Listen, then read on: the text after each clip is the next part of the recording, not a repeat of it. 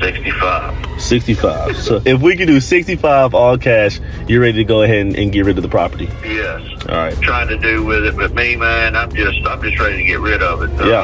Somebody kicked in the front door and it broke. She knew that my dad had died, and they robbed the place. Wow. Was left in there with. Why you think I got this hat on? Because I am a certified closer. I'm gonna show you how to do the exact same thing. In a minute, you are going to review a call that generated $16,000 in an assignment fee.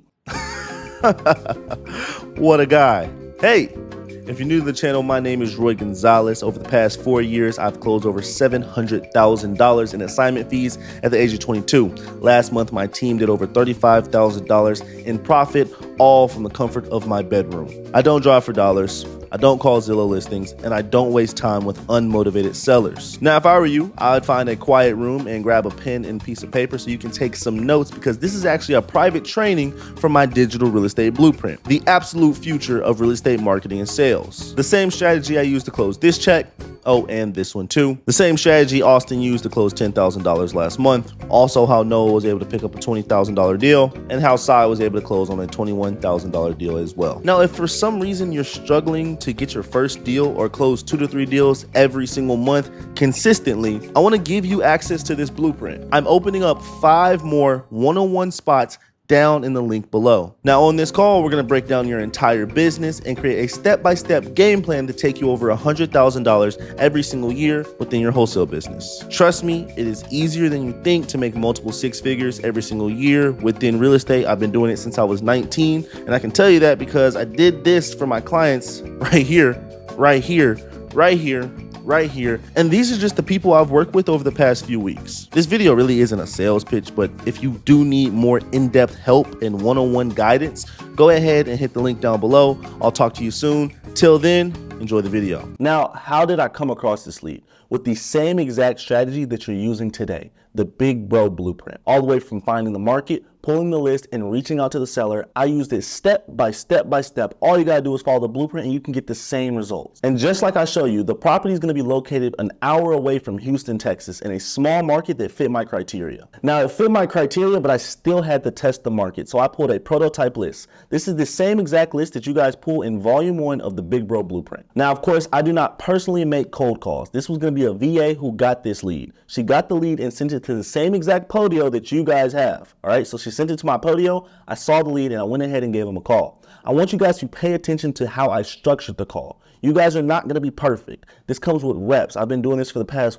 3 years now? So I've been able to come up with different scripts, different structures, different lines that kind of catch the seller's attention. And of course, I don't want to bore you to death. So go ahead and put it on 1 time speed, 2 time speed, just so you can get through the video. But I want to share this with you guys to show you how to properly structure a follow-up call. Understand, you're going to take what I say, flip some words around where it fits your personality. Not everybody closes the same. But I do want to share with you guys the exact structure that I use. So first, I'll start off with motivation and situation. I understand why he wants to sell the property and how he even got in this situation. From there, I go ahead and build a little bit of rapport.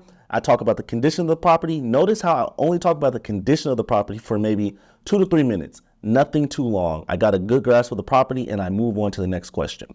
That's going to be time and price. I spend most of the time on this call talking about the motivation and the situation, and you guys should do the same. Whenever you come into the seller only asking about the property, that shows that you don't care about their situation. What's the HVAC? What's the roof? What's the electric? What's the beds and baths? What does the kitchen look like? When was it last updated?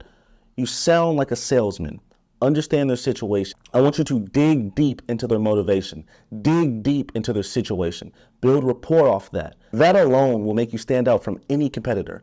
Also, it will keep you from being ghosted. The only reason sellers ghost you is because they feel like you're trying to take from them. Make them feel like you care about them. Make them feel like you're giving, and they will be more open to working with you. Now, we're going to go ahead and get into the call. Now, of course, there are some follow-up calls. I will post part 2 all the way till closing this deal. I documented the whole thing, so stay tuned for that. But till then, I hope you guys get a close. I know I got one. This is going to be a $16,000 assignment fee. Pay attention. Take notes and take action. As soon as you're done listening to this call, go into your Podio and I want you to do the same exact thing.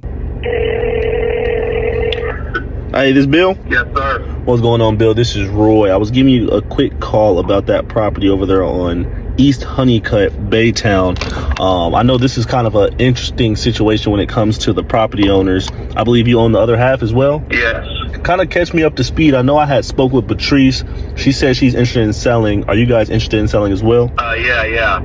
Okay, Yeah. Perfect. So I'm actually a local investor out here in Houston. We do a few deals out there in Baytown. So whenever this one came across my desk, I was interested in moving forward on it. I wanted to know, in terms of selling it, what's making you guys want to sell the property?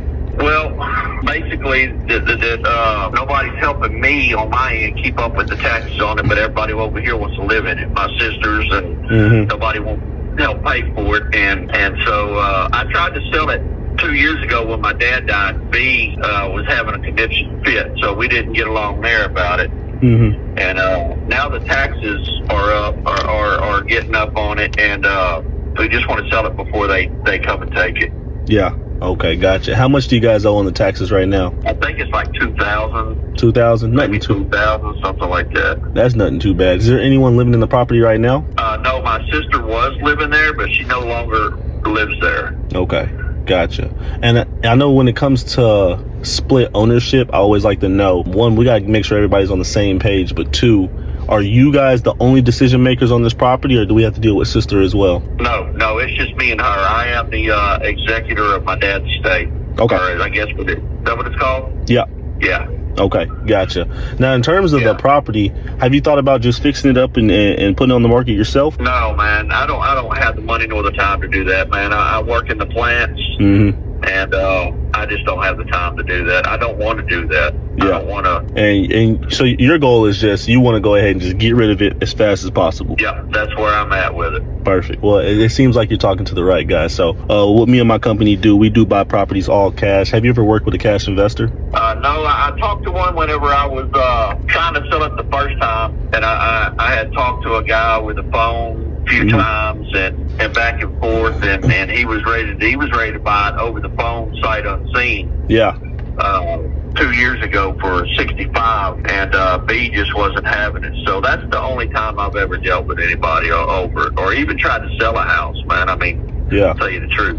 Okay, so you're still new to the process, so make sure you understand the whole process. I know working with me and my company, we do buy properties all cash, meaning I'm not pulling a loan. This is coming straight out of my bank account. All right. Okay. In terms of the speed, we like to close within 30 days. I would say 2 weeks to 30 days. Is that going to be too fast or too slow for you, Bill? No, sir. That's right on time. That's right on time? All right, perfect. We do go ahead and cover those closing costs for you as well. So you won't have to worry about that as long as we get to choose the title company. Is that okay with you as well? Yes. Perfect. Now, I know you said you were looking to sell this property at 65, but B wasn't having it. Are you still open to that 65? Yes. Okay, gotcha. Now, I'm not sure if that 65 can work, just because I do want to know a little bit more about the property before I give you a firm price. But where do you want to be? Like, where's that magic number for you to be at to sell this property? 65. So if we can do 65 all cash, you're ready to go ahead and get rid of the property? Yes. All right. Now, I want to go ahead and set the expectations. If I'm not able to hit that 65, is there a little bit of wiggle room, or is it go ahead and kick rocks if I can't hit it? No, there's always wiggle room, man. I mean, we can, I'll have to tell B what's what too, and get her on the same page, and see what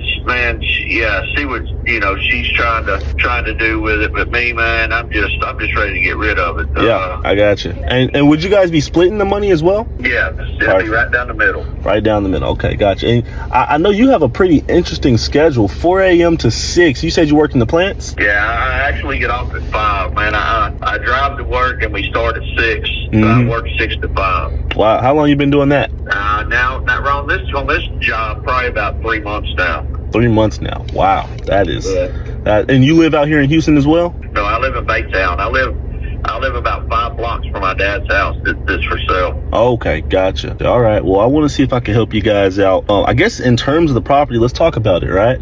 Let's go ahead and let's start with the exterior of the property. Kind of give me a good rundown on what it looks like on the outside. Yeah, man, they had redone it. I'm not really sure how many years ago, maybe about 8 years ago. So the outside of the house is good. The house part. Yep. It's got new siding. I mean, not siding, but it's like wood plank siding. It probably needs to be repainted on the inside because he was a smoker, but little 2-bedroom, 1 bath. The house is up on blocks, was redone in it.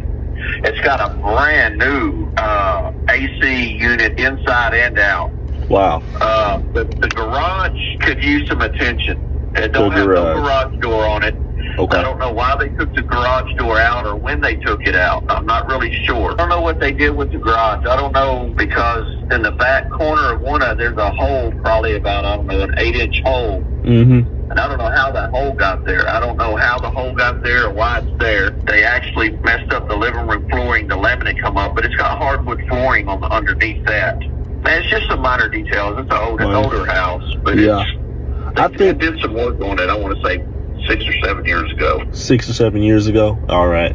And the only reason I asked is, right, of course you already understand that I am an investor, right? So I'm usually looking for some ugly properties. I'm looking for something I can put a little bit of money into.